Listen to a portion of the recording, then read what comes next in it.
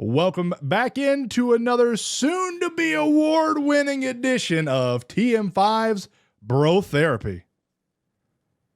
Brought to you by Marine South and our good buddy Clay Harden. If you are in the West Georgia area and need a boat repair, used boat, anything you need, give our buddy Clay Harden a call.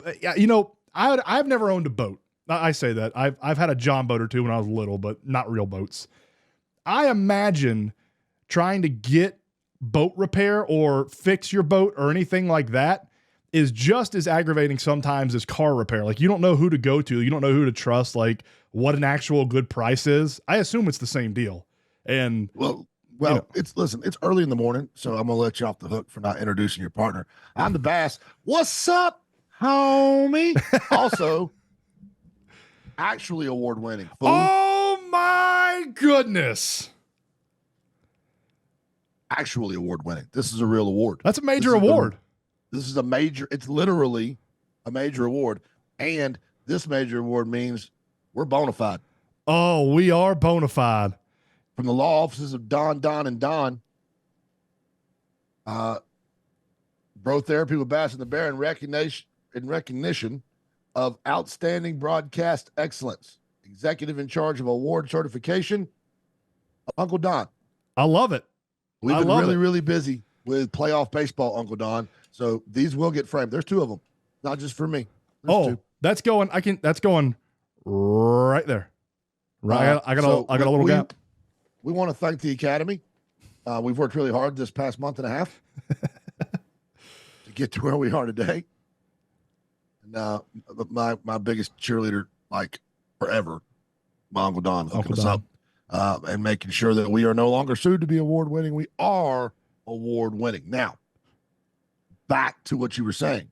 I was in Clay's office Thursday, I think, and a friend of mine from back in my golf course days, one of my members, who I won't mention, came in and was complaining because he had taken his boat not to Clay. Ooh, bad mistake. And it had been there for months.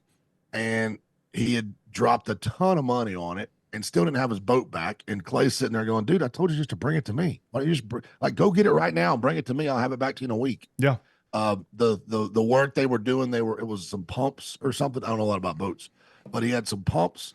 Seems important. Guy was having to send them off to have them whatever serviced or something modified. Like the pumpers weren't pumping. They were repumping or doing something. And Clay's like, dude, we do that out there in the garage. We do it right there. And I told him, I was like, man, there's nobody in the world that I trust to not rip me off more than Clay. He drives me nuts. There's times I want to just pick him up and punt his big butt. And the same can be said the other way, probably more. It's like a married couple sometimes in our text message thread. It really is like a married couple. He's never going to lie to you, and he's never going to rip you off. Nope. Ever. Nope. He will never rip you off. So take it to the boat guy. Yeah. The honest, trustworthy boat guy. Because here's what we know. If you have a boat, your boat's going to break. That I figured out. But man, owning a boat's got to be a lot of fun. Yeah. When it works. I get the comment all the time from my wife. Like, when are we going to buy a boat? I'm like, listen, if I buy a boat, it's probably going to be a canoe because I just want a boat big enough for me to get in. So did I show you where I burned my finger? When'd you do that? Flip you off. How'd you do that? I was in the process of working and doing all the things. I let my coffee get cold. Oof. Took the coffee, stuck it into the microwave. Because of the way that our house is laid off, I don't know if you've ever been here or not. My space that you walk into is vast. It's 900 square feet. Yeah. Like my living room, my kitchen. It's a nice open floor plan. I love it. It used to be 3 rooms when we bought it. Chat Cook, shout out. And Sons. Carson Cook's daddy tore out every wall in here. I love the way it looks. Yeah, we had to put in beams and stuff. But because of that, we have a drawer microwave, which are like $2,000. But I sweet talked this woman at Home Depot when we bought the house and got one for $212. I don't even know what a drawer microwave is. I don't even know if I've ever seen one of those. Goes under the counter. You push a button and the door opens. And you put it down so it's below your waist. What? Yeah, I didn't even know this existed. Counter space is a big deal at my house. Oh, wow. Because we don't have any walls. Right. There's no walls to put things on. So almost my counter space is low. You hang it by clothes hangers, the old metal clothes hangers just hanging in the middle. Right. So my wife's best friend is your partner's wife. Oh, yes. Gotcha. Today's her birthday, by the way. No way. She's my nemesis. So for me to tell her, happy birthday to the Biffle, happy birthday. Yeah. Jackass McLean. She gave her a couple years ago this coffee mug right here that I'm drinking out of for therapy. B. And it's super fancy, apparently. And in here, apparently, is metal. What? So when I put this cup into the thing and heated it up, it got to be 1,000 degrees. Oof. So I have to reach down to pick it up, which means all this weight is on that part of my finger right there. And it was so hot, I didn't realize it was hot. You ever touch something that was so hot you don't feel it? Yeah, you don't feel it for a couple seconds. I felt it was warm. Yeah. But I got to hear before I realized. And then I went all the way back down with it. It burned a hole in my dude. I've been in rough shape, but it's healing. But I'm drinking out of there you go. B. Aggressive. B aggressive. B in a aggressive. burn unit. B aggressive. Being in the burn unit. That sucks, man. That sucks. Anyway, it's getting better. Ugh. But it was a big blister. Like I drained it like 8 times and it just kept filling back up. Burn's the worst. I hate the worst. They're terrible. Anyway, happy birthday, Brandon McLean. Whoop whoop. Yeah. Happy birthday. She's my nemesis. She's Happy blonde. Birthday. I know. I need to talk to Wes, man. We got spring game coming up soon for VR. 20-something. I don't know if we're going to broadcast it or we just might go out there and talk to the kids. I don't know. We'll do something. Depends on what they do, probably. Yeah. They're playing Temple. So. Oh. Yeah. Well, we should do it. That's what I'm thinking. Since they're playing another local school. Like, it's a game. Mm-hmm. It's a football game. Why not? Yeah. Yep. So, well, it's 20 or something. 24th, maybe? So, 2 weeks? Is that legal? What? So you can do spring with a scrimmage against another team, or you can not do spring and get an additional scrimmage against another team during the season. Is that correct? In the fall. Yes. Yeah. So from what I understand, you can either have a spring game against a team in the spring and only one scrimmage in the fall, or no spring game against another team in the spring and 2 scrimmages in the fall. I think it's spring practice, period. You can have spring practice. Yeah, you could. Everybody does spring practice. Central does spring practice, and they're not having a spring game. Are they having 2 scrimmages though? Bremen's not having spring, and that's so they can have another game. Is what I was told by Baldman. I don't know. He would know the rules better than I would for sure. So VR spring game 1 scrimmage, right? Central. I don't think they're having a spring game, but they only have 1 scrimmage. I think it's practice. I think spring is a 2-week practice period where you can play a game in that period. And Temple right now doesn't have any scrimmages. I got 1. Yeah. If that's the case, that's ridiculous. If you can't, if you can either have 2 scrimmages in the fall or 1 scrimmage in the fall in spring practice, that's absurd. That's absurdly ridiculous. But, it's definitely odd. Yeah. I hate spring practice. I think spring practice is stupid. The football team rarely ever looks like it did in spring. At this point in the year, now our spring practice used to be early. Yeah, we never had an off season. Like we had, if we got knocked out early, we got the rest of the year off. But as soon as the first day of school in January, we were back practicing. You couldn't call it already year round. It is. It really is. And like we all played other sports. Like a lot of us played other sports, but football was number 1 for 365 days of the year. And the only time we didn't practice or we got a week off was like I said, if we got knocked out of the playoffs, then we got the rest of the year off. But that was, we weren't happy about it. In Warner Robins, it was during baseball season, the beginning of baseball season, and you took 2 weeks off of baseball. Yeah, unless your name was Mark Johnson, which he was our quarterback.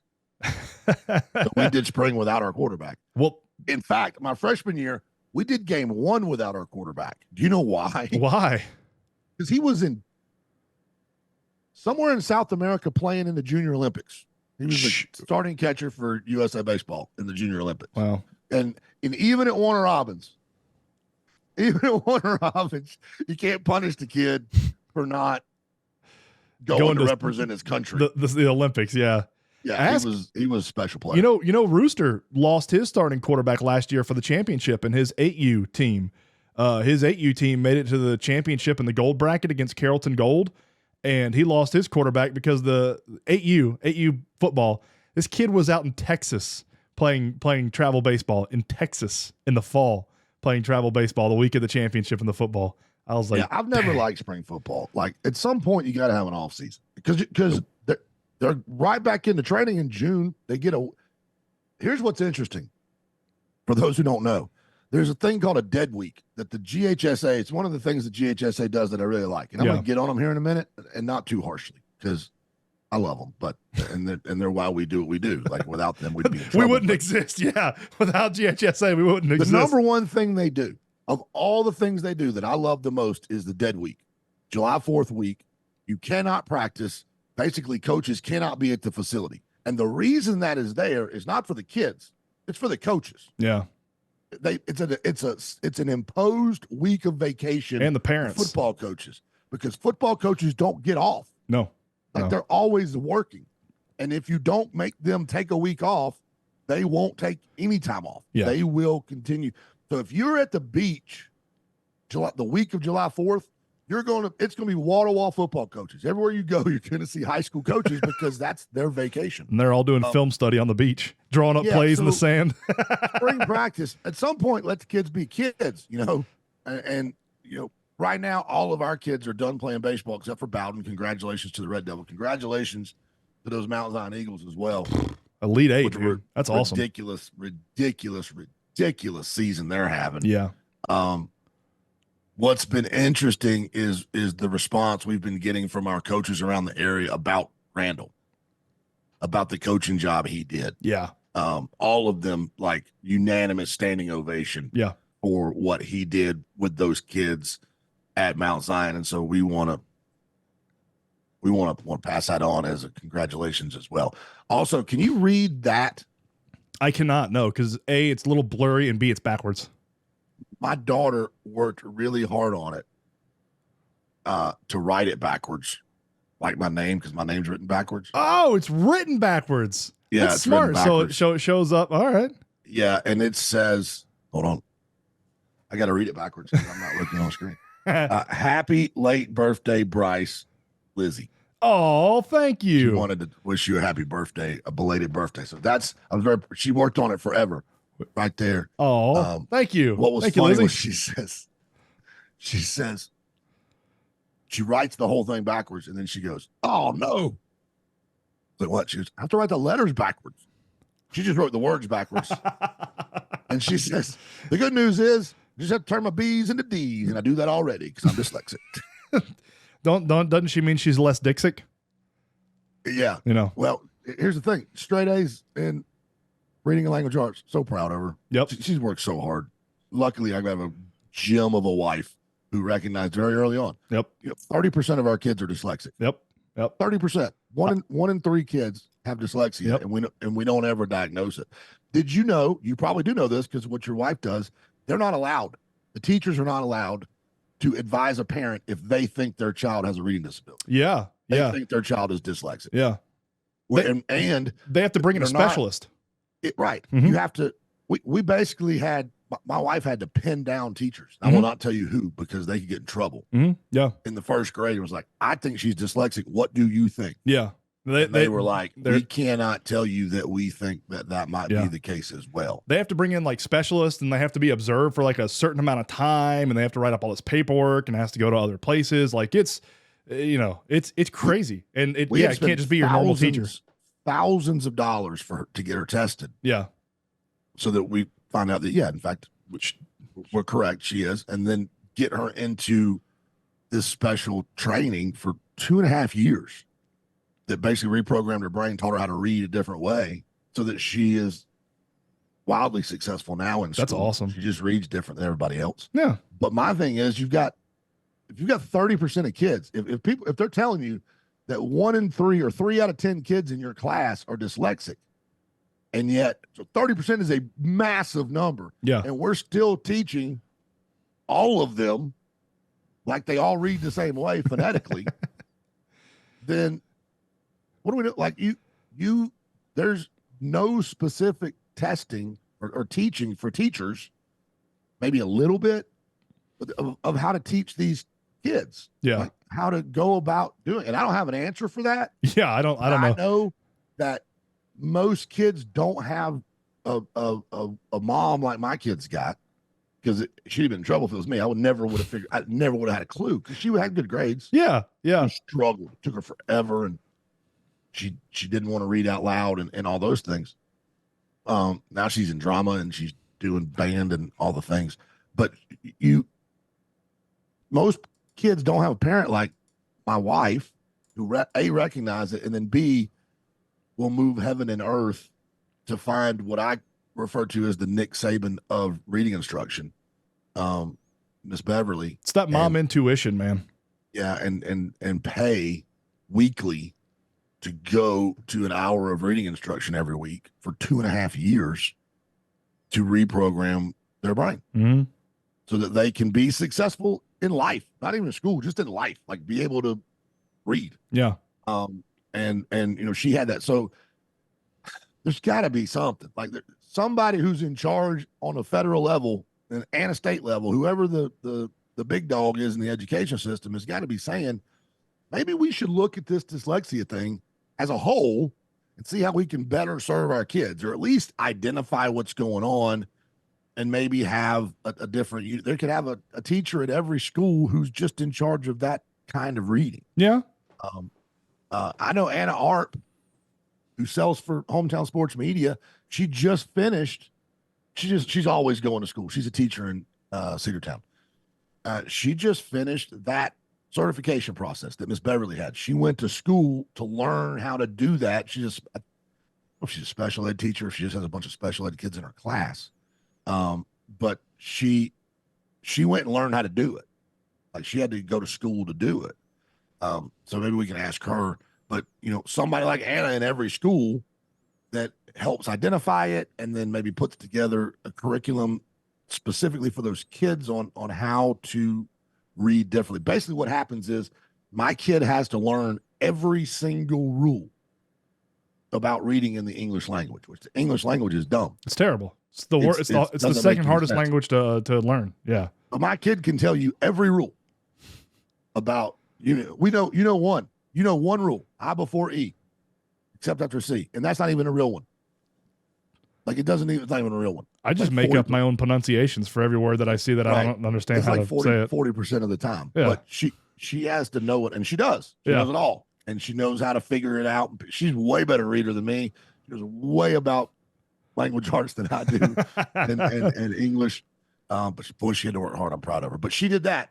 That's awesome. For you, I love that. That kid right there is amazing. And it was her birthday, and she's asleep in there because she's got freaking strep throat. Oh man. Well, in the immortal words of a Lex Dixon, when life gives you lemons, just say forget it and eat the melons.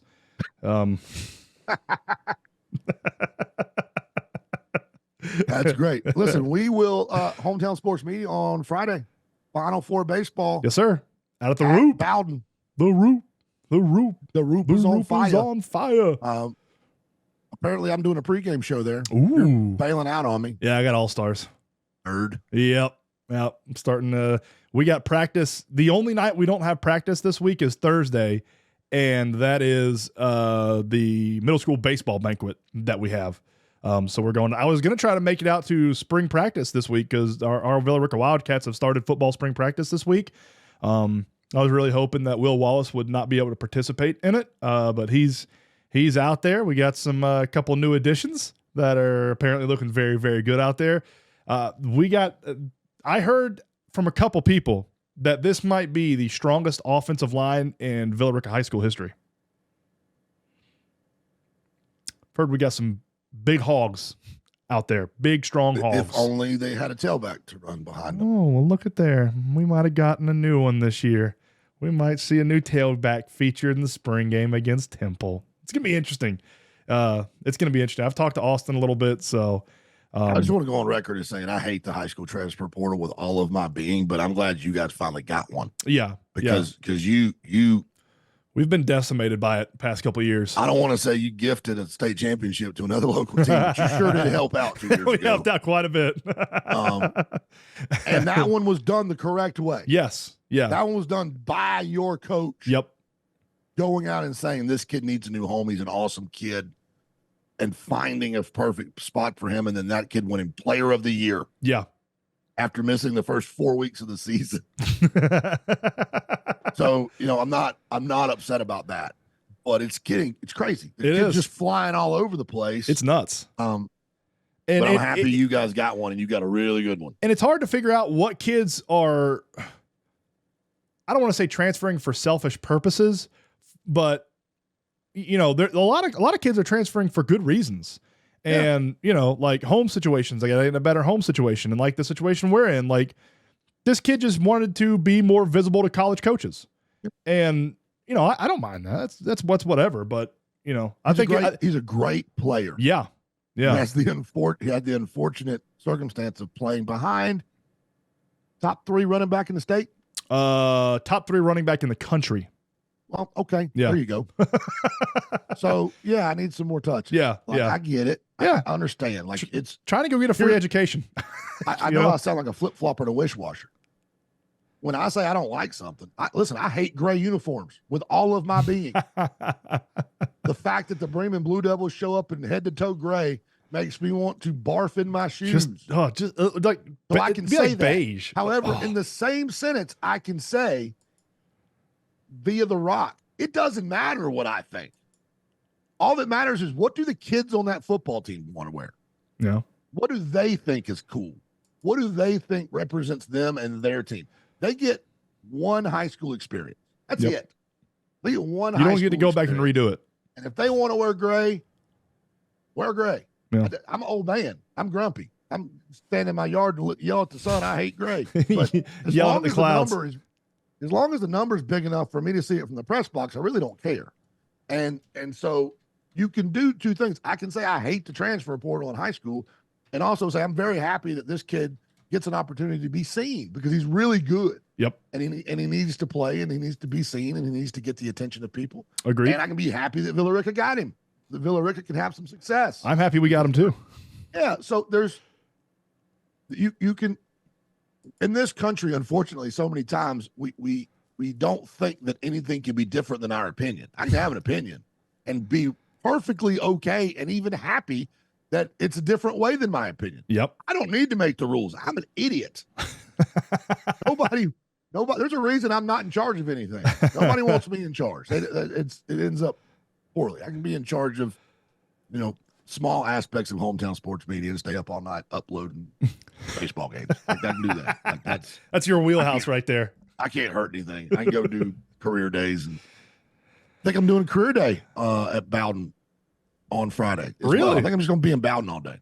There you go. Just pop in there like 8 a.m. and stay until, 10 p.m. There you go. I like Southern Lady, here I come. Oh, buddy, you can't beat the Southern Lady. Set up shop in the corner.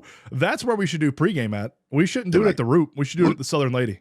You leave now. You'll be here for an hour. You've been here for an hour. It said all you can eat. Not all. Everybody can eat.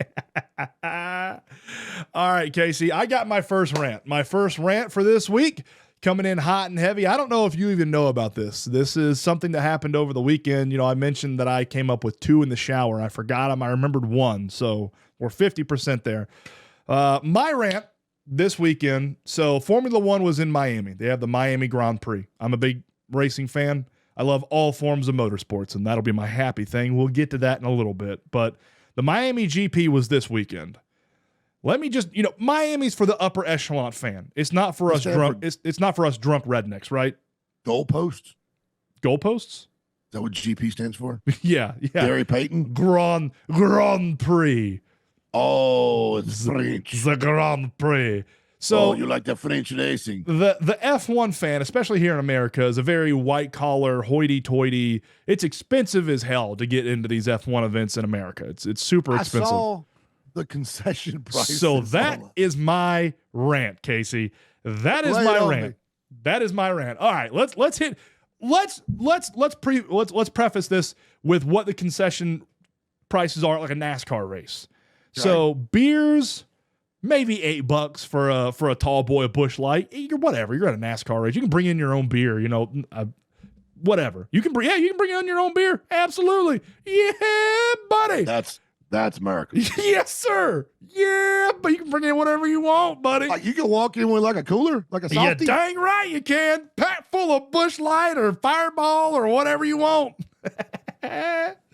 Yeah, that's America. That's American motorsports right there. And like a basket of chicken tenders, I got my kids a basket of chicken tenders and fries, and it was like $12. You know, expensive, but whatever. Like it cost us everything all included, all the beer I drank, and after I ran out of the ones that I brought, like we got out of there probably around $200 for the beer and the food and the snacks and all that. Like expensive, but sure. it was. But we were there for 8 hours.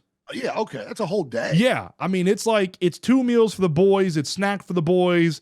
It's probably copious amounts of beer for myself, a couple of beers for my wife. Like, we were there for a very long time. $200, it's an experience, it's fun, we loved it, whatever. Do you know what you could get with $200 at the Formula One race? Lay it on me. So for $200, there's 1, 2, 3, 4, 5 options you can get for $200. These are just one meal right here. So for $170, $170, you can get a yellowfin tuna poke or poke. Okay. Poke. Ginger soy glaze, ninja radish, spicy mayo, and crispy wonton for $170 a poke. First, for those of you who don't know what poke is. I don't know what that is. My aforementioned daughter loves it. Oh. And so I have learned how to prepare it. And even in West Georgia, middle of nowhere, I can get sashimi grade tuna with which to make poke. It is a tuna, raw tuna. Oh, like a sushi over rice with a bunch of different stuff. I'd eat that. One of oh yes, you would. Yeah, I love sushi. That I am so happy to make it and prepare it is because it's cheap. It's cheap. So how much would a bowl? So this is yellowfin tuna poke bowl, $170. How much do you think that would cost? Just, you go to Thrift Town Groceries, get some of the ingredients that you can get there. You're not going to get the yellowtail there. Yeah, you can get everything else there, I assume.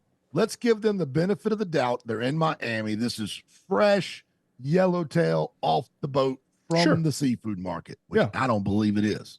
I bet you it's frozen, just like I get mine. Yeah. Which there's nothing wrong with frozen fish.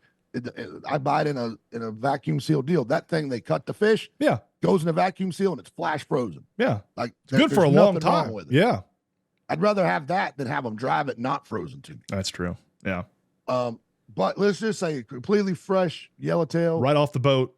That's probably $20 a pound, and you've got quarter of a pound of it in there, maybe.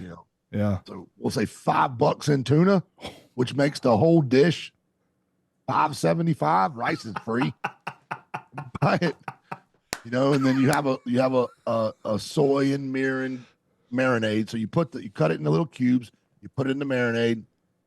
All the marinades are a little different, but it's just soy sauce and mirin and a couple of other things, some ginger and whatever. So you marinate it for 30 minutes. You you put it over rice, maybe a little spicy mayo. Did they say spicy mayo? Spicy mayo. Yeah. And crispy wontons. Don't forget those crispy wontons. Some edamame, which sounds fancy. Ooh, I love edamame. Frickin' soybeans. Fantastic. It's so good. The cheapest thing on earth. Yeah. Soybeans. So there's no money. They pay you to take it. Like, please take these soybeans.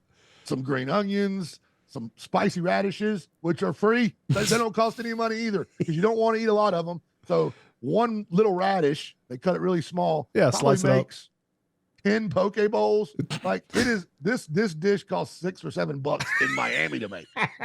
For me, I can literally feed my entire family for $10 on poke. How much poke could you make with $170? Like that would be almost a year-long supply. That's what I think is what Jesus did. He was poke. Yeah, that's how he stretched it. Was poke.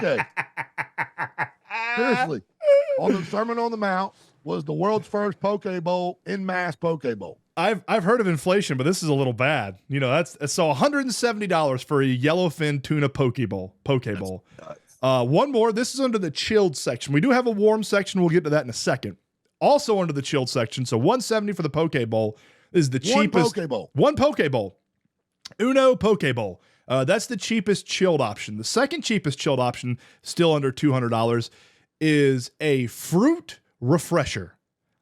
$190. Let me read what's on this in this little. It's probably not a lot, I wouldn't think.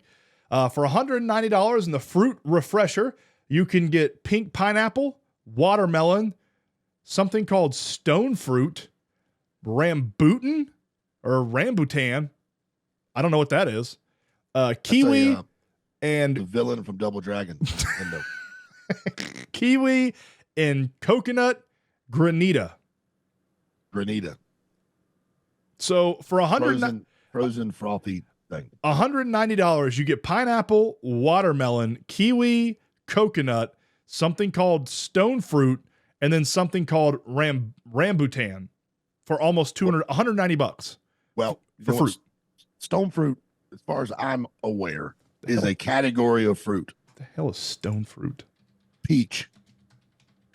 A peach is a stone fruit. It sure is. Got a big pit in the middle of it. So a stone, why would they? An avocado, is avocado a fruit? If so, it's a stone fruit. It's not on this little picture I just pulled. So stone fruit in this picture, I don't think this is all stone fruit, but this is just to give you an example. A plum, a cherry, a peach, an apricot, a nectarine, and a mango. Those are all stone fruits. Yeah, about what's inside of it. Yeah. All of those are cheap. Watermelon? Oh, dude. That's what most of that is. Speaking of watermelon. Most of that cup is watermelon. About to get into watermelon season. Yeah, and it's huge. Yeah. And it's no money. No, they're super cheap. They're in Florida. So that $190 for your fruit dish. Now let's go over Let's go over to the warm dish. Warm dish, the cheapest option you can get here is $120. It's just called steam buns, and it's Korean barbecue shiitake, pickled vegetables, spicy mayo, and lotus chips. So essentially a barbecue sandwich and a bag of Lay's, I think. Best barbecue sandwich ever. Big fan of a steam bun. Yeah. You know what that is, Bryce? It's Asian street food. It's something you buy from a cart. It's cheap. Yeah. Even at Ep8, it's cheap. $120. It's like $7 at Epcot. $120. So here's second option, second cheapest option on the warm side. I've had these. I know what these are. I've had them. They're delicious. Carne asada nachos, creamy salsa verde, salsa mexicana, cotija cheese. Never heard of that. Pickled onion and cheese sauce. That's the crumbly cheese. Oh, okay. Crumbly Mexican cheese. That'll run you $180. $180 for steak nachos. $180 for steak nachos. Now, are they this big? Yeah, I don't know. Do they feed an army? I don't know. One of the most egregious, not the most egregious, $190 right here. This is gonna be close to your heart and close to my heart because this is our wing order. $190 for a crispy wing board.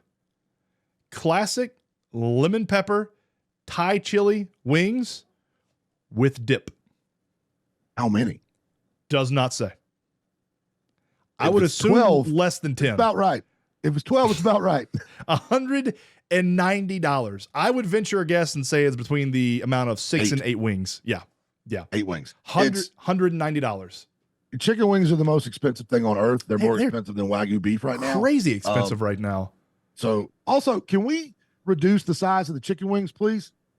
Bigger is not always better. Yeah. Bigger the chicken wing, the tougher it gets. Yeah. Let's go back to the small little wings. Give me more crisp, more sauce. Let's go.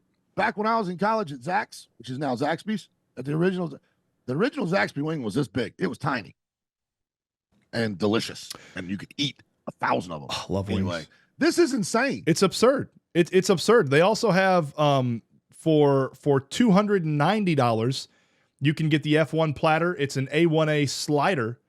I don't know. That's just a nickname for a slider, but I would think it would be Wagyu if it was A1. It's A1A, and they're in Miami, and that's off of A1A. That's what I was thinking. Like, is it just nicknamed after the road? And it's not like Wagyu beef? Let me say something. In the history of marketing shenanigans, how awesome would that be? Yeah. That's all these rich people walking around. You just put A1A. Even I thought it A1A. Yeah. I think it's just named after the road. It's select beef. Yeah. From their corner market. Yeah. And they're making sliders. So $290. $290. It has sliders on it with secret sauce. Probably just ketchup and mayonnaise. Yeah. Ribeye quesadilla, chipotle sauce, crispy chicken tendies, and some honey mustard for $290. It's the Ruby Tuesday sampler. Yeah. Yeah. $12.99. Yeah. Yeah. And except it doesn't have the Southwest egg rolls, which is the greatest thing ever. And you got $280 for Maine lobster rolls, probably like 2 of them for $280. Then $290, the most expensive thing other than the F1 platter. F1 platter is also $290. U5 chilled prawn with mustard sauce and cocktails. What the hell's a prawn? I don't even know what that is. Giant shrimp. Oh, so shrimp for $290. U5 means that 5 or less of them is a pound. So they're huge. Oh, so big. The number in front of shrimp is how many shrimp it takes to make a pound. And it's important for you to know when you're shopping for shrimp at the store, there's a lot of different numbers.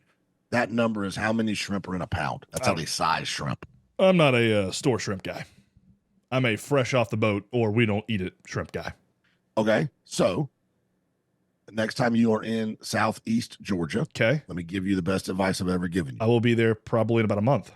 Okay. Just north of on I-95. Okay. You leave Savannah and you're getting close to Brunswick on the way to Jacksonville. Yeah. Okay. Yeah. There's a town called Darien, Georgia. Okay. Get off of the exit in Darien. There's only one. Okay. Only one. Take a left. Drive till it dead ends. Take a right. Now you're in Darien, the town of Darien. And it's not much. You drive until you see the bridge that's going over the water. And there's a road right before the bridge. Take a right. Okay. If you don't remember this, it's okay. I think I have a geocache beacon in the parking lot. Go to the end of the block, take a left, and there, my friend, there, it's Skipper's Fish Camp. And it is, I don't like fried shrimp. I don't hate it. Right. I'm not. I'm more of a never fresh in your guy. life had a better fried shrimp than you will have. Really? Skipper's Fish Camp. If I'm within an hour of Darien, I go eat at Skipper's. Okay. Skipper's. And they feed you, son. Don't go sit in the restaurant. Go into the bar. Oh, no. Eat at the bar. You have to in there and sit on the deck. There's a deck in the bar that overlooks the water. It's beautiful. They have the best tartar sauce on earth, the best fried shrimp on earth. I get the fried shrimp platter. I used to get the large fried shrimp platter. Yeah. One time, and then I realized that's a 2-man job. That's a 2-man job, dude. It comes with 2 sides. I get the regular fried shrimp platter with cheese grits and cheese grits. Ooh. And a cold beer in a mason jar. That needs to be. I think that needs to be a bro therapy rule. I think we're going to implement rules in bro therapy, and I think a bro therapy rule is if you're going to eat seafood in the summer near the ocean, you have to be outside or at a bar. You have to be out on a porch or at the bar. I don't want to sit in a restaurant. I don't want to go. That's my biggest problem with Panama City. Is like 90% of the restaurants there, they're like inside restaurants. I don't want that. I'm at the beach. I want to sweat my balls off outside while I'm drinking 65 cold ice ones and slurping down oysters. I don't want to be inside. I can't go to PCB anymore. I can't go to Destin anymore. The single thing I hate worse on earth than anything ever is traffic. Ooh. And I'm not going on vacation to traffic. In fact, I go the opposite route. We go to Edisto Island, South Carolina, which you've never even heard of. Nope. There's not a hotel on the whole island. That's how Jekyll Island used to be, where we used to go as kids. It's changed. 20 years ago, Jekyll Island is a lot like Edisto. It's 35, 40 minutes from everywhere. There's not a Walmart within an hour drive. Yep. That's how Jekyll used to be when we used to go when I was a little kid. And the speed limit's 15 and nobody pushes it. Yep. Yeah, we used to take bikes everywhere around Jekyll Island. Yes. Yeah. We didn't drive anything. Yeah. It's like that. But at Skippers, you'll be sitting there, depending on what time of year you're there, which is most of the year, and you'll look, and there will be a guy walking off a boat with a basket of shrimp jumping into the back of the restaurant. Yep. That is how they're just walking it in. That is there used to be a bar in Jekyll Island, and there was a wharf there, and the wharf was only big enough for like maybe 2 boats to call that home, like call it their dock. And there was a shrimp dude, and he didn't only do shrimp, he did other stuff, but his main thing was shrimp. And he would hop off the boat, take 3 steps into the raw bar, is what it used to be called. He would come into the raw bar, set the stuff down in the raw bar, cook would take it, fry it however you want it, throw it on the plate. We used to sit out there. I mean, we would spend hundreds of dollars sitting out at the wharf at the raw bar in Jekyll Island. And just, I was certainly of age, drinking beer and knocking down oysters and eating pounds and pounds and pounds of shrimp. It's where I learned so what I dip my shrimp in, melted butter, half and half with Frank's Red Hot Sauce. Just mix it up, stir it in there, and that's what I dip my. That's wing sauce. So good, yeah. Essentially, it's wing sauce. It's so good. Buffalo shrimp. You're making firecracker shrimp. Yeah. To put amazing. To put a pin in the F1 crazy concession stand prices. Any of that stuff that I mentioned, just in case you wanted to add something else to it, you could add 1 ounce of caviar to any of the items on the menu for $400. And that's going to be domestic caviar. Yeah. So because it's illegal to come from Russia. Yep. So an ounce for $400 is even stupid. Like $400. 1 ounce of caviar, $400. On top of, you can't just order 1 ounce of caviar either. It has to be on top of another menu item. So F1, that's ridiculous. Go NASCAR. I love F1, but that's absurd, man. Speaking of, I gave you a really hard time last week about being wrong on the podcast, and I beat you up pretty good about it, about the NFL draft and the Atlanta Falcons. Swing and a miss. So I will take this opportunity to say, apparently I was wrong, and I would like to apologize to NASCAR. I'm sure we'll hear from you later on this. But I made a point to say that the racing wasn't any good. And then the very same week that I say that, they have the closest finish in the history of car racing. Larson up top, all the way up top. Busher. He's on the outside. He's in position. He's got it. And here comes Truex. They're going to close right to the 2 leaders. Coming to the line. Crash together. I believe Busher. I think you're right. It's so close. I think it's physically impossible to be any closer than the race was. Now, I'm not giving a commentary on any other portion of that race. 0.0001 second difference. Is that right? Yep. That's exactly how much of the race I watched. Was 0.0001 second of it.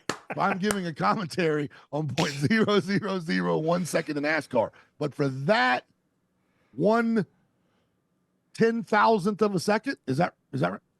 100. The racing was amazing. Yeah. So NASCAR, that guy apologizes. Was a good race, and that's what Kansas is probably the best racetrack that NASCAR goes to. It provides the best racing out of any track NASCAR has on its schedule. It's great. Fantastic. And if there's a way that they could figure out how to put a Kansas race in the playoffs, which I hate the NASCAR playoffs, but it is what it is. If they could figure out a way to put the Kansas race in the playoffs in NASCAR, they need to do it. It's just tough because of the weather in Kansas at that point in time of the year. It's colder, and you got snow possibilities. But yeah, great racing. Let them race in the snow. I'm of a firm opinion that if you want NASCAR, if you're doing battle with $400 an ounce caviar and $180 poke bowls in open wheel racing and racing in Vegas in the streets, if that's what your competition is, go the other way. Cut the rednecks loose. Bingo. Take the handcuffs off. Say, you know what? This sport exists because of bootlegging moonshine and running from the police. And this was about who could make the fastest car against the rules. The whole sport is about against the rules. So, you know what? We don't really have many rules anymore. You guys go and figure out how to do whatever. Yeah. And we'll make you as safe as we can in the cage. Hey, baby, how you feeling? You need anything? Sick kid has made its way into the room. Oh, man. She lives. That's good. Sore throat's the worst, dude. There's The worst. nothing you can do. Like sore throats, earaches, and toothaches. Like there's just there's not much you can do for them. Listen, hey, look, this is the happiest part of my day right here. She can't open it. Oh yeah, hey, yeah, buddy. Yo, big smile. Thank you, baby. It's a daddy moment right there. Proud dad moment. There's no other human in the house, but you see who she brought it to. That's right. That's right. Take the cuffs off of them. Let them do what they do. Yep. That'll be fun. I'm getting back interested in it.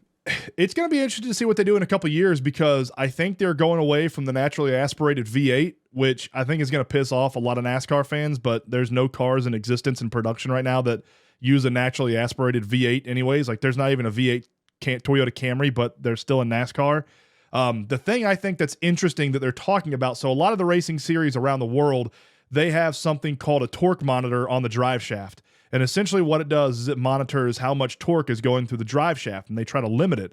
And the reason they do it that way instead of limiting horsepower is because a lot of IMSA does it, which is an international racing motorsport. The reason they do it is because they got a bunch of different types of engines that run in IMSA. So instead of trying to limit the horsepower and limit what you can do with the engine, they limit how much torque you can push through the drivetrain. And this way that you can have a hybrid V6 and a naturally aspirated V8 if Chevy wants to run that. You could have a turbo for Honda. You could have a bunch of different engine manufacturers making a bunch of different engine types, but they all are sort of similar in the amount of torque that they deliver through the drivetrain. I think that's a cool way for NASCAR to step in to the next form of motor racing and still keep a lot of its I don't know, roots, I guess you could say. Advocating for a supercharged NASCAR? Yeah. Yeah. See, that's where you're screwing up. But you don't chase what they're doing. No, they're not doing that. Go back to what you do. Go straight V8, petrol, and get every ounce of whatever you can get out of it, and take every ounce of weight out of the car you can take out of it, and cheat your ever-loving guts out to make the car as fast as possible, and then find the right 40 lunatics that can handle the beast and wrestle it to a win. The only problem, and have fist fights in victory lane, and just set up a wrestling rink. So if you've got an issue under white flag or under a black flag or whatever, caution, white flag, caution flag, whatever, I don't know. Yellow flag. You go out, thank you. You go out there and you work your business out in the ring, get back in the car and go race. You go full WWE. That's how you compete with these yahoos down in Miami in open wheel racing. You don't get fancier, you go less fancy. There's nothing better than rednecks hating something that is foreign. Yeah, exactly. And that's what Honda would bring. Bring Honda in with a V6 hybrid engine, and rednecks will hate them. You'll have a villain. You'll have a story. Yeah, that's a good point. That's a good point. Like buddy. but like if you look at these car manufacturers, they're not making naturally aspirated V8s in any new production cars anymore. Like even better. I get it. Chevy's not going to change. I can guarantee you that Chevy's going to keep with a naturally aspirated V8. Ford may go with something different, but if you bring in Honda, if you tell Honda they can come in with a supercharged V6 or a hybrid V6, something like that, you know, you get a villain in NASCAR, and I think it's just good for other brands to come into NASCAR. What about Tesla? Bring in Tesla with a charging station. Dude, you want to talk about they're lighter, they're faster, but they got to stop to charge. Yeah. Well, you know what they do? It's the rat, tortoise, and the hare. They used to, and I don't think they do it now, but when Formula E is something they race in, it's all electric. It's an all electric car. So Formula E, when they had pit stops, it was a driver change. They completely changed the car. They would have a brand new car sitting for him there. He'd pull into the pit, unbuckle, hop out of his car, hop into the other car, and take off because you can't charge the batteries.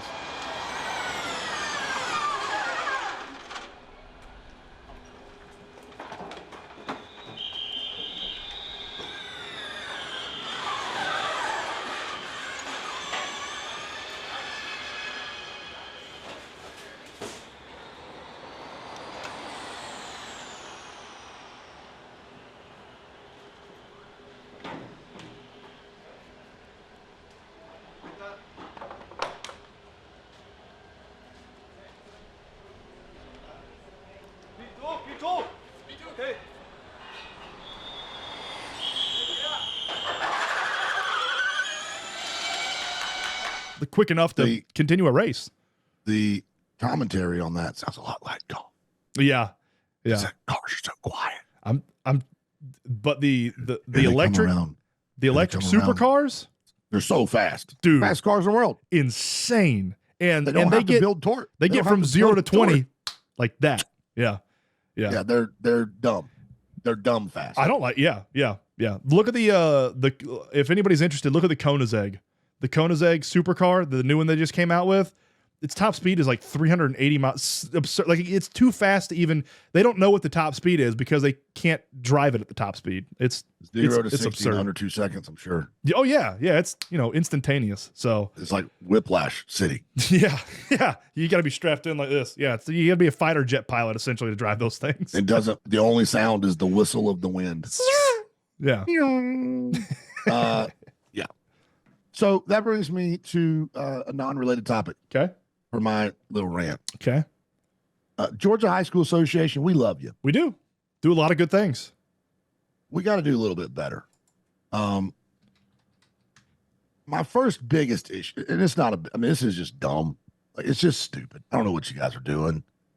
You want to keep the classifications to 7 so you can say you only have 7 classifications when we all know there's 8. Like, why do we have 2 divisions in single A? I don't know. Like, Bowden is in single A, Heard County is in double A. They're not in Division 1 and Division 2 of single A. You have 8 classifications. No matter what you call it, you have 8 classifications. Right. If I go and get European-sized pants, I'm still a 38, 32. Like, it doesn't change the fact that I'm fat. Like, it's really hard for a broadcaster to say, time now for the GHSA Final Four of baseball for classification A, Division 2 baseball. I don't understand. I call a game after that. I need a nap. I don't understand why. Yeah, I don't understand it. I'm with you. A small little thing. Like, that's an easy fix. That is just changing the letters. Like, that is one meeting. Yeah. Coach Russell, I love you, Jay Russell. Can we just stop pretending? Like, it's so weird. I don't know why they decided it. Bremen, Temple, Haralson County, Heard County, they're all AA schools. They're all in AA. Yeah. They're not in Division 1 single A. That's stupid. It's just stupid. Mount Zion, Bowden, Schley County, Lincoln County, those are all single A schools. Yep. Brooks County, they're single A schools.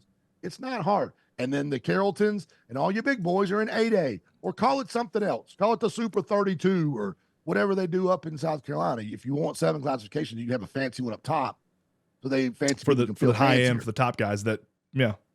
And those fancy people, in my opinion, and I'm often wrong, are the reason why these small schools have to suffer during the playoffs, especially in these smaller sports, basketball and in baseball, where Mount Zion had to go to Charlton County in the Elite 8 in the 3rd round of the playoffs. And this is Final Four now. So I get it. Schley's coming from South Carolina to Bowden, all the way across the state. Final Four is a little bit whatever. But why can't we go back? I know in the top classifications, you can't do north-south because there's only like 3 or 4 teams, 5 teams in the south of Georgia in 7A. Yeah. With Valdosta and Colquitt and Lowndes. But we could do 2 different things. Like we could say, for these classifications, we're going to go back to a North and South champion who will play North and South until the championship game. And then whoever wins the South and whoever wins the North can play each other. The stakes on the coin toss in this baseball playoffs has been thousands of dollars. Yeah. Yeah. Thousands of dollars. Because you think about football, it is more people, it's more stuff. You have to do it's more logistics for football, but it's one game, one night. In baseball, you have to have a contingency plan. If you split the doubleheader on day 1, you have to play the next day. Are you staying down there? Are you getting a hotel? Are you coming back home? What are you doing? The Elite 8 in single A and fake single A was on Saturday, right? Yeah. Which is insanity. Saturday, Monday. because you cannot by law play on Sunday. Yep. Which means had Mount Zion split with Charlton County, they would either have to drive from Florida back to Carrollton and go back down on Monday, or spend 2 nights in a hotel. It's just absurd, dude. To play the third game on Sucks. Monday. That When sucks. all you have to do is make the doubleheader on Friday, just like they're doing this week. Yeah. Like, why? You can't. You're giving me no North-South championship, so we have to travel, and then you're giving me Saturday doubleheaders in a best of 3 in single A baseball where they already don't have any money. Yeah. Yeah. Where they're begging for pregame meals for football. What would your thinking be on having a triple header one day and give the kids have the first one at noon, give them an hour after that, and then an hour after that you start, and then if you have an if game, it's an hour after that. That way you get everything done and over in one day. It's too much. It's too much. It's baseball. It's too much. It's baseball. Like dude, some of these, I'm editing games last night. They're 3 hours long. 14 you kids are figuring out how to do it. Yeah, they shouldn't be. I agree with that, but Just because my daughter's sitting over there. Raise your hand if you heard this before. Just because we can doesn't mean we should. All right, Ronald Reagan. Don't ever call me that again.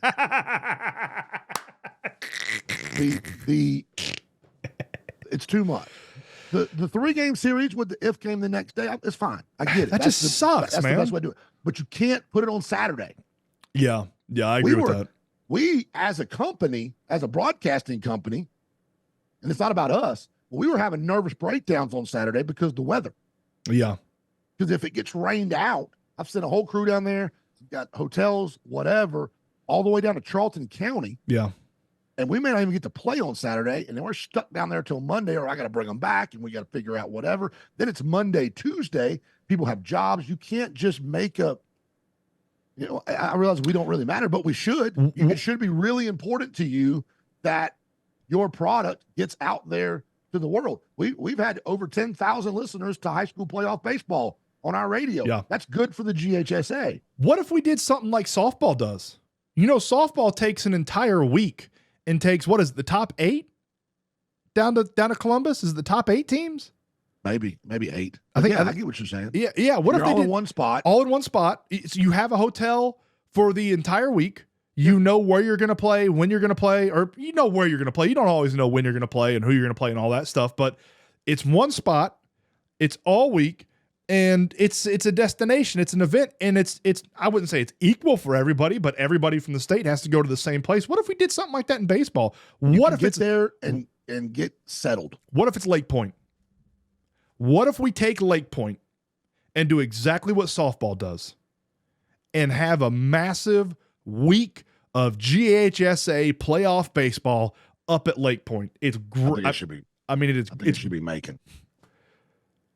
Yeah, but who wants to go to Macon and dodge bullets during baseball games? I don't. Well, you do it. You listen. The key. You go north of Macon. You go up around. You build a facility on Bass Road, just north of Macon, just on the upside of Macon. Yeah. Macon's a lot like Atlanta. The farther north you get, the less bullets there are. As a guy who grew up down there. So you don't do it on Cherry Street. That's right. not where you want to do it. But you build a facility. Somebody will do it. Like somebody will pay for that. And you build this huge travel ball facility with towers and multiple baseball fields in Macon. I think that all of our stuff should be in Macon. It's the centrally located place. It is, but Macon sucks. There's tons of hotels. There's tons of restaurants. It would help revitalize the place probably. That place sucks. But it's easy for the teams in South Georgia. Charlton County's got to. You're talking about Charlton County's got to now go to Cartersville, which isn't that big a deal for the team. What about the kids and the parents and got to work and make it to the thing? Everybody can make it to Macon in 2.5 hours, just about anywhere in the state. I-75, right through it. So put it there, put it in Warner Robins, put it in Perry. I'd be fine with Perry. Put it in Perry, like out Perry. there by the Ag Center. Yep. Out there by the Georgia National Fairgrounds. I'm fine with that. Idea. We did the Wrestling State was in Perry this year for the youth, and they did a great job putting. We were there. That's a whole nother story. But they did a great job putting it on. I thought. I would drive further south and go to Perry than having to go. I hate Macon. I try to go to Macon as little as I possibly can. This brings me to another. You talked about the GHSA, and I want to tag along on your just sort of talking about classifications and all this stuff. If you look at where the finals are being held for the baseball, for high school baseball, the finals. I think the top three. I have it. Will you explain it to me? So top three classifications, I think it's top three classifications, are being held at the Gwinnett Striper Stadium up in Gwinnett. That's cool. It's a minor league stadium. That's awesome. I love it. It's a cool experience for the kids. I know it's going to be far for some of the South Georgia teams, but that's a cool experience to play in a minor league baseball stadium. The next like 2 or 3, I think, are being held up in Rome. Once again, cool experience. It's a minor league baseball stadium. I like Rome better than I do Gwinnett. I like going to see the Rome Braves, or whatever they're called now, more than I like to see the Gwinnett Braves play. The other one, the bottom 3, so the 2 single A's and double A, I think, or maybe it's just 2 single A's, they're being held at Georgia Southern. Like, I'm sure Georgia Southern has a gorgeous baseball facility, but before you finish your sentence. Yeah. First, I want to say you're a landmine here. Yeah. You just stepped off into, you understand what you've done. Yeah. Yeah. I thought about this. I'm sure Georgia Southern. Do you know in the state of Georgia where the Georgia Bulldogs are currently the number 6 team in the country in the NCAA? Right. Do you know what school has the highest average attendance for baseball? It's Georgia Southern. You know why? Facility is amazing. It's great. It's about time. It's college. South Georgia. It's college. Got some representation. It's college. It's about time. It's the only facility in the South that can put it in. Bryce, I'm sick and tired. Don't put it in of the this South daggum northern elitist crap. Sorry about it. You got to come north to play in a state championship. Hey, if you don't like it, don't come up. A little bit and get this shirt off, son. I am had enough of this crap. Hey, if you don't like it, don't come north and play in a state championship. Stay down there. Stay down in the South.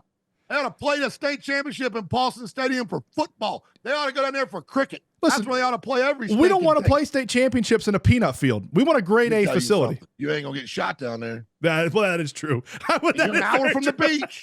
You're an hour from the beach. But I thought it sucks for the kids. Like they think about it. No, it doesn't. It does because It's I can guarantee you it might be, but kids don't know that.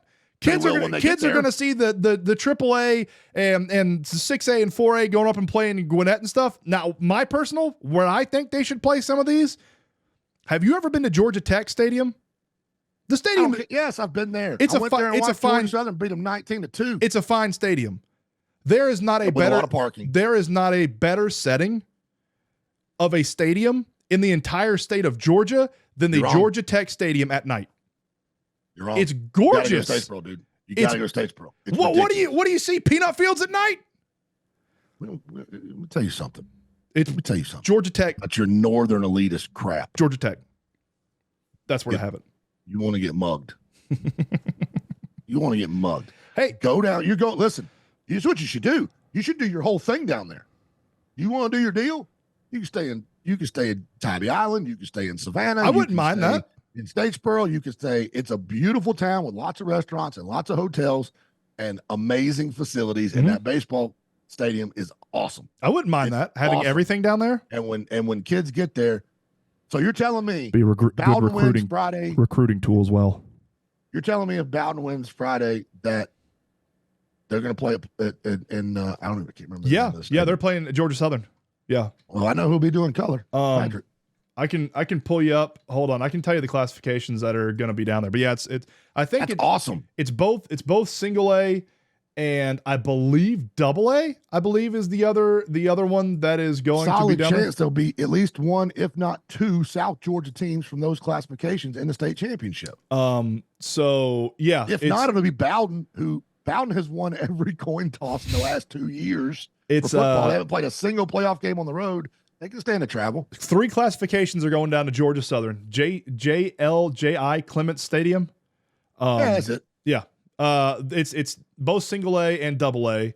AAA and quad A. AAA and quad A are up in Rome, and then 5, 6, and 7A are up at Coolray Field in Gwinnett. The small, I'm telling you, small schools win. Small schools win that one. That's a much better experience for the folks. They're going to be happy. Pull up your brackets. Yeah. For small, for little A, big A, and by the way, GHSA, that's what we all call it. Yeah. Yeah. We call it little A and little big A and big A. We don't call it Division 1 and Division 2. I know you want us to. We don't. I don't do it on the radio. So it's small little A and big A. Small A is either going to be going to Georgia Southern, Lanier County, already down there. Bowden can stand to travel. Charlton County, already down there. Lake Oconee Academy, and they're up north. So you got 2 northern teams, 2 southern teams. Lake Oconee Academy, that's a private school, right? Yes, we don't care. We don't care about them at all. To hell with them. Make them travel as far as we possibly can. It may be public. I don't know. So big A, 2 teams we don't care about. Prince Avenue Christian, private. Okay. Kings Ridge, private. John Smoltz built that one. Who? John Smoltz. He built Kings Ridge. It's in Sandy Springs somewhere. I don't know. When did he have time to do that? When he wasn't? It was in the 90s. When he wasn't commentating terrible baseball movies. I love John Smoltz.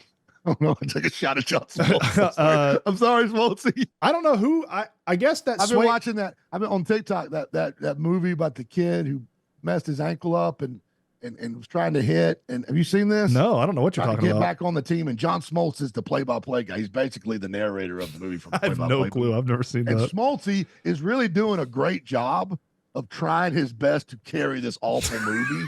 It's so cheesy. And this kid goes, he has this. They're going to play this tryout with all these major league, or these professional players, and the guy's like, he's telling him he can't do it, and he's fighting for you. I can do it.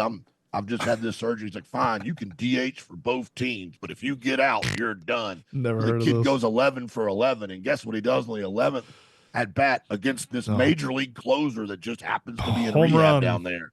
He hits a homer, and his daddy is out there in the outfield, who used to be the rookie and had a crazy arm when he was changing diapers, but now he's this guy's daddy, and he wouldn't let him play baseball, but he hits the home run, and there he is. God. It's almost as bad as the dude terrible. standing up out of the wheelchair and facing the Giants and saying, leave me alone, I'm standing for my son. Forgot who about was that a one. freshman kicker. It's about to kick it 68 miles an hour through the uprights for Jesus. So it's almost that bad. But Smoltz is actually really good. So I'm sorry, Smoltzy. I wasn't making a comment on your performance. I was making a comment on what you were trying to save. So Terrible. Crawford County and Big A. Do you know how hard it is to mess up a baseball movie? Think about sports movies. The best sports movies are baseball movies. No, the best sports movie is a basketball movie. Even the one with angels flying up and saving and picking the outfielders, and Tony Danza goes flying to catch even that one. You're like, oh, that's cute. They screwed up a baseball movie. You can't do it. The best baseball. What's a bad one?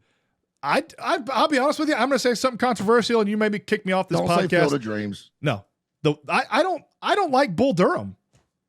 I don't find it interesting. No, I don't like it. I don't find it interesting. I don't find it funny. I don't find it nothing. It's a beige movie. Like, but can you agree that you're the only one who feels that? 1,000,000%. Yeah. Okay, everybody that doesn't count. Yeah. So it's not a bad movie. No. I just don't enjoy it. I just don't like it. Yeah. Right. But what's another bad baseball movie? I really can't think of any. It's almost impossible to make a bad baseball movie. I like Field of Dreams, but like Field of Dreams is like, it's like a baseball movie, and it's not a baseball movie. Like it's not a baseball movie. It's very odd. It's like social commentary. Yeah. And a good one, but it's not a baseball movie. Yeah, I can't think of a bad baseball movie with great actors. What's your favorite baseball movie of all time? I know we're getting deep in the woods here. I'm weird like you. My favorite baseball movie is For Love of the Game. That's a good one. It takes place throughout an entire. It's just I'm a big fan. Kelly Preston. That's a good one. Rest in peace to the GOAT. I think mine is The Natural. It's hard to go wrong with The Natural. I think it's The Natural. Major League is amazing. It's a good one. Bull Durham is great, and it gets put up there in the top 3. I don't have it in my top 3. However, I have it on my laptop, and it's my go-to airplane movie if I can't find anything else to watch. I'll tell you what's a good one that gets forgotten about a lot. It's a really good one. Hardball with Keanu Reeves, where he has that basketball. Is basketball a basketball movie or a baseball movie? It's both. Jackass. It's in the title. Falls in there. What basketball movie? What's your favorite basketball movie? Wait a minute, hold on. Yeah. See, that's a harder situation. I got my number one. I can argue for 8 different baseball movies. Yeah. Got The Rookie. The Rookie's fun. The Rookie's It's a great one. The Rookie's a great one. You've got Rookie of the Year. Yep. You've got Sandlot. Moneyball. A lot of Moneyball. Moneyball's a great phenomenal. one. Yeah. And that's a baseball movie. Oh, yeah. That's a pure, this movie is about baseball, baseball movie. Yep. I'll tell you one that's sort of a baseball movie, but it's also a love story and it's a great movie. Fever Pitch. Jessica Biel. Yeah. Oh, no. That's Summer Catch.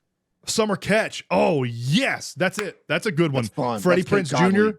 Yeah. That's a good one. That's a good one. Did you know Freddie Prinze Jr. is a professional wrestling expert and was and may still currently be a writer for the WWE?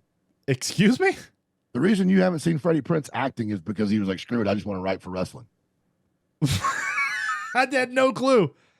Freddie Prinze Jr. is obsessed with professional wrestling and was at one time, and I don't think he currently is, but he was an actually paid writer, full-time staff member of the WWE. I had no clue. Did not know that. Maybe during the Attitude Era. Maybe back with Rock and Stone Cold, maybe. Huh. Clay knows the answer to all this. Yeah, he'll have it. But anyways, yeah. South Georgia teams that are going to be in there. Crawford County is in there. I don't know who won between Swainsboro and Tallulah Falls, but Semi-Pro, by the way. Semi-Pro is the #1 basketball movie. That is the correct answer. Yes. Yeah. And then Blue Chips next, because just because of the locker room speech at the beginning. Semi-Pro is so fantastic. And then in AA, Mount Parent Christian, once again, we don't care about them. Rockmart, North Cobb Christian, don't care about them. We do care about Rockmart. We do care about Rockmart. Yes. Love Rockmart. And then Appling County and Walker. I don't know who won. They're playing an if game today, actually. The Walker we don't care about. Appling County we love. The Fighting Seth Rodgeses. The Fighting Seth Rodgeses. Yeah, but I mean, I would say about 50% of the teams are South Georgia teams. So that'd be a quick. And the rest are private schools in Rockmart. And Bowden. And Bowden, yeah. And we legitimately will put our foot on the ground every single time. Yeah. Because the Bremen Blue Devils soccer team, this time the boys, for the 3rd year in a row, got eliminated either in the state championship game or the Final Four by guess what? Christian school. Private school. Private school. Yep. Private schools. They bust their butt all year long to get to the end of the year and get beat by a private school in soccer. Yep. Where you can just go get one dude. Yep. And pay for him to come in. And I know people are like, well, it's different now with the transfer portal. You can move in and out. The GHSA at least does govern it. They do at least look at it. There's a certain way that you have to do it. With the private schools, you can just go buy players. Let them play each other. Yep. Have your own playoffs. They can make their own rules. They shouldn't be a part of the GHSA. Agreed. 1,000% agreed. It's ridiculous. Yep. Or they can play way up like Benedictine. Benedictine's got under 200 students. Yeah. They play what, 5A? I think so. Yeah, 5 or 6A. They're all boys. Yep. But Benedictine, who also they're my #1, don't like private school because I grew up in Hinesville. So like they just beat the eyes at everybody and everything. Benedictine plays way up, like 5 classifications up from where their numbers are. Okay. Mm-hmm.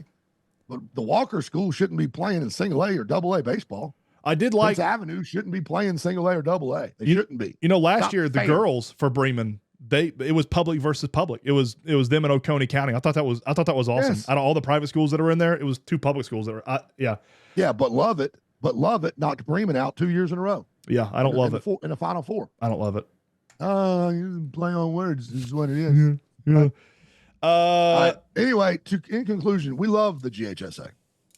We really do. Yeah, there's just stuff we could improve on. And these are smaller problems. Yeah. The public school, private school it's a deep rift like the Civil War that's been going on forever and will be going on forever. Yep. And if they kicked them all out, 2 years from now, we'd be dealing with it again because they'd be trying to come back in. And there's a lot of money in those schools and a lot of people who send their kids to school there go to work under buildings with solid gold roofs with flags flying on the top of them. So GHSA is, I understand, I'm sure, very handcuffed. Yeah, when it comes to situations. But I mean, come on, man. Brutal. So agreed. I look at the bracket and we're talking about who you pulling for. It's every single school. Public school. Public school. Yeah, I agree. My next rant is, I'm just going to keep it short. I don't have a long rant about this. But the price for new cars is too damn high. It is absurd. We're in the market for a new car. We are Durango's still running, but it's sort of on its last leg, and it's just time for us to get another car. And dude, you can't get a new SUV or even a used one that's a couple years old that you're trying to upgrade for under $50,000. Like a new minivan. That is what we are looking at. Minivan price is still high, but SUV prices, like if you want to go out and buy a new Tahoe or something, like $70,000. Yeah, it's absurd, dude. I mean, these car prices are like half of what I paid for my house. Yeah, and I'm like, what the hell? What? Absurd car prices. It's too damn high. It's ridiculous. I haven't gone into the dealership. I know we sort of know what vehicle we picked out, the vehicle that we want. And I am fully prepared to walk out of that dealership with no vehicle that we have, because I'm not paying what they're asking for it. And I know they're going to try and give me some BS APR loan, and we're just not doing it. Like, call Wesley O'Neill. Last 4 cars I bought from Wesley. We've looked out there. But we have settled on the Kia Carnival. So I think 100,000 mile warranty, 10 years. Yep. Yeah. I mean, as expensive it is to buy them, it's even more expensive to fix them. Yep. So I'm not mad at you for that. Yep. And you can get the one that's one step below, like their ultimate package, for retail. MSRP is around 45,000. But I'm gonna try to get it down. I'm gonna try to get it below 40,000. $1,000 minivan. Yeah. What a world. It's absurd. The price for cars is just, try buying a new truck. You can't buy it. It's 6 figures for a new truck. It's crazy. It's nuts, man. Thing. Yeah. And I don't know. I'm just going to ride a bike everywhere I go now.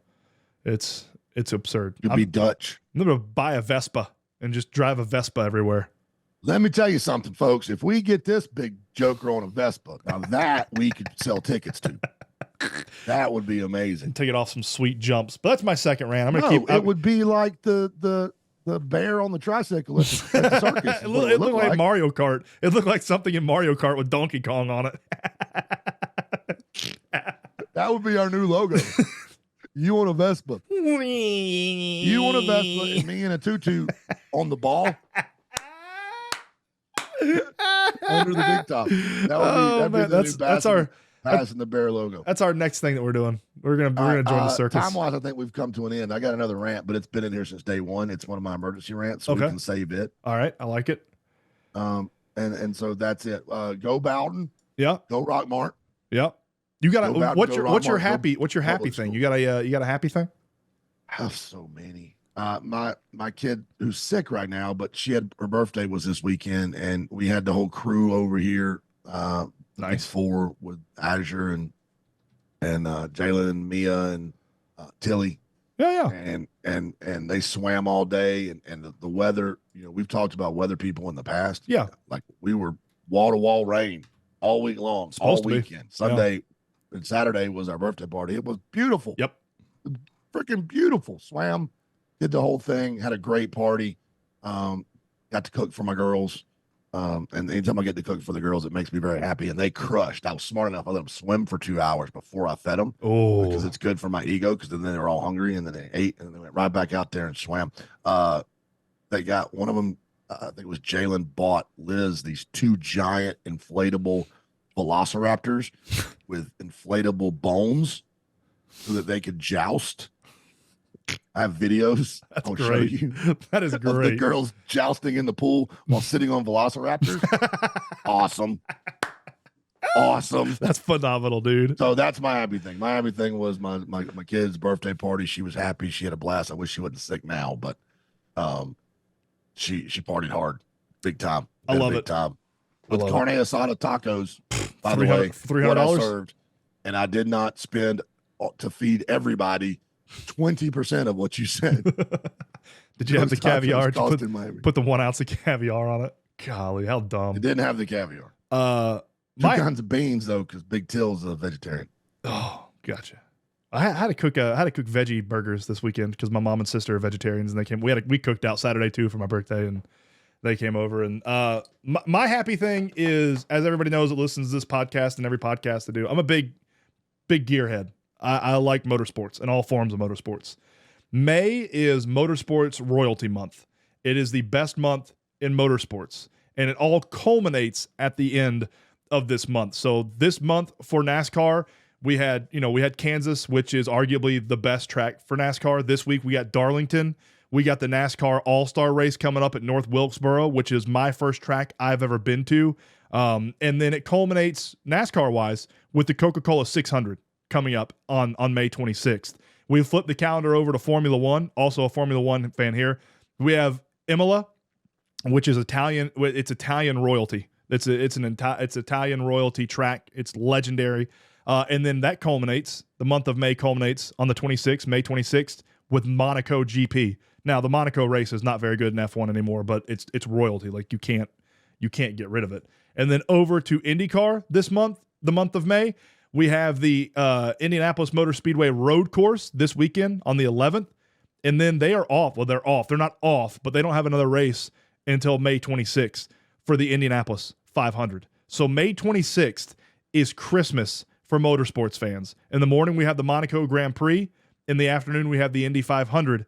And on at night is the Coca-Cola 600 for NASCAR. It's Christmas in May for motorsports fans. So that's my happy thing. Oh, and a quick show and tell. Oh yeah, got this Tigre for my birthday. Little Tiger Woods bobblehead doll from TM5's own Abner Castellanos, who does TM5 United Abby. for us. What do I call Abner? What was I calling him? Jebediah or something? Jebediah. That's the oldest name in the history of the world. Like he's Little Josiah. Josiah. Yeah, that's awesome. Little Here, I'll show you bobblehead. mine.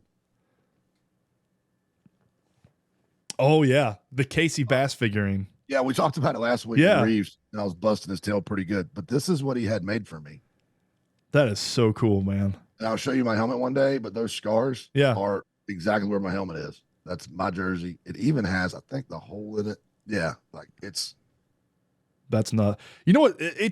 I like to watch people make these things. Like the amount of pretty cool. The amount of talent and stuff that you have to make stuff like that. Like blows my. I don't have that artistic bone in my body. Like that just blows my mind that people can do that. All right, this has been it. Wait. Oh yeah. Yes. Saturday, 9 a.m. Yes. At the Haralson County Rec. Yes. My turn baseball game got rained out last week. I was there. I was the only one there at 7:30. I knew it was going to get rained out, but I didn't want them to do something weird and me not be there. So I was in the parking lot at 7:30 in a monsoon when it finally got called. Then it quit raining, and we had a great day for a birthday. But it's been rescheduled to 9 a.m. on Saturday. I will be there. Bryce won't because he hates the children. I'll be calling the game with Tim Araquazo on Hometown Sports Media and West Georgia TV. Tommy will be doing the PA, and we'll have to find somebody to do the whatever. We had Jonah Hatchett was going to be there, but he was going to be there Saturday, but he's got Barry football camp. Pretty good. Something on next Saturday. So he's got a report. So he's got stuff to do. He's apologizing to me. I'm like, dude, go to school. Yeah.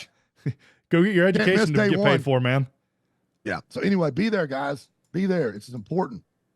Let's help these kids. Let's get them their own field. Absolutely. About it. Yep. Get out there and support. If you can't get out there, listen, donate, whatever you can to get these kids their own field out in West Georgia. That's awesome. That's awesome. We will be on the air, I think, at 4:00 with a pregame on Friday for the Mount Zion, or not for the Mount Zion, for the Bowden Final Four game against Lanier County. The Fighting David Deans of Lanier County. Congratulations, Coach Dean, on getting that job down there. Did you know this is the same retirement deal? Yeah.